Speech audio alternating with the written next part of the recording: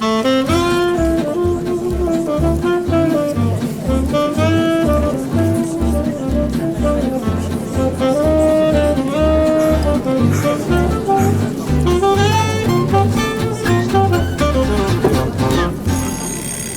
bouffons du roi Potet présentent Jacou et Michou l'interview.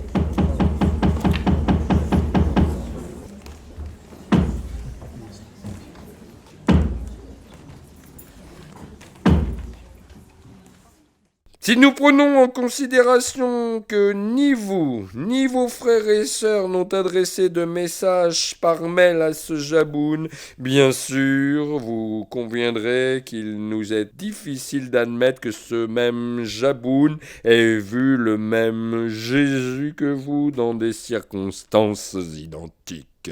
Ah!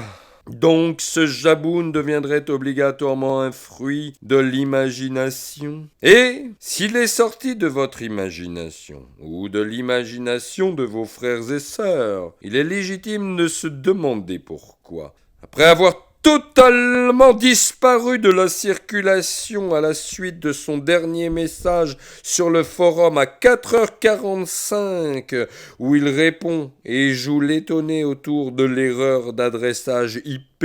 Il réapparaît, comme par enchantement, le 15 septembre 2009 sur votre blog pour un témoignage, une fois de plus, en votre faveur. Soit 3 ans et 11 mois après les faits sur l'affaire Jaboun Potet. Pratiquement 4 ans plus tard, vous ou vos frères et sœurs continuiez à faire preuve d'une certaine imagination. C'est le moins qu'on puisse dire. Donc, la seule explication, c'est que Jaboun existe vraiment et a bien reçu un mail au mois d'octobre de la part de mes frères et sœurs que je me suis efforcé de protéger d'avoir pris l'initiative de se substituer à moi.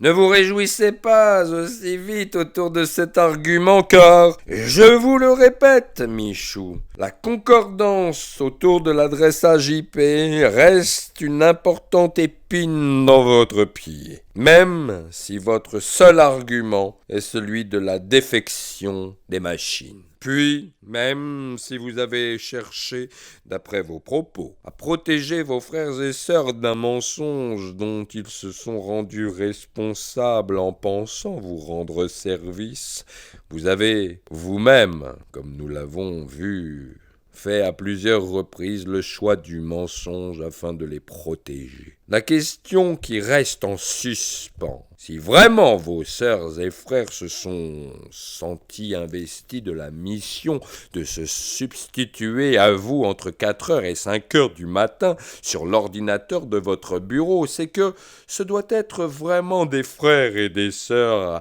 en lesquels vous avez pleinement confiance. Des frères et des sœurs très proches de vous qui ont un accès à votre logement en pleine nuit et en votre absence puisque vous étiez à l'hôpital. Sont-ils véritablement des frères et sœurs qui ont fait preuve de zèle, comme vous l'avez dit, ou avez-vous fait d'eux les complices de votre mensonge? Comme j'en ai témoigné, des sœurs et frères pensèrent que c'était me rendre service que de se substituer à moi, au pied levé, pendant mon indisponibilité. Mais, pardonnez-moi, Michou, je ne vois pas là à quel niveau vos sœurs et frères vous rendaient service. Est-ce en vous faisant inutilement passer pour Jaboun? Car il n'en reste pas moins que vous apparaissez tous sous la même adresse IP et que c'est Jaboun lui-même qui justifie le premier cette anomalie à 4h45 du matin le 15 octobre 2005. Je ne puis vous cacher que je suis réellement dubitatif, car votre histoire n'a ni queue ni tête. Vous avez passé votre temps à essayer de justifier un mensonge par un autre mensonge.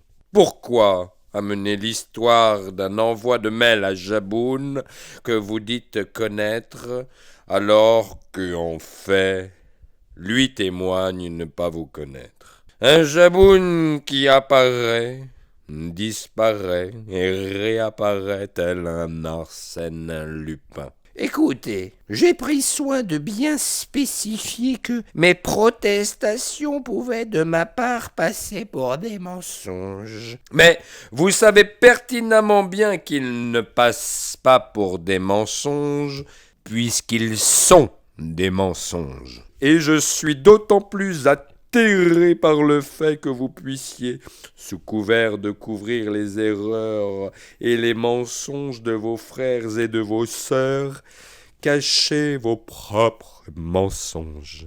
Même l'adresse IP n'a plus grande importance, tant vos mensonges sont flagrants. En fait, vous avez passé votre temps à mentir sur cette affaire. Mais vous pouvez bien faire les conclusions qui vous conviennent, Jaco. Mes frères, ceux qui me font confiance, vous diront, même si notre prophète a menti, eh bien, il a menti pour une sainte cause. Des mensonges totalement inutiles pour une juste cause? Ah, vous m'en direz un.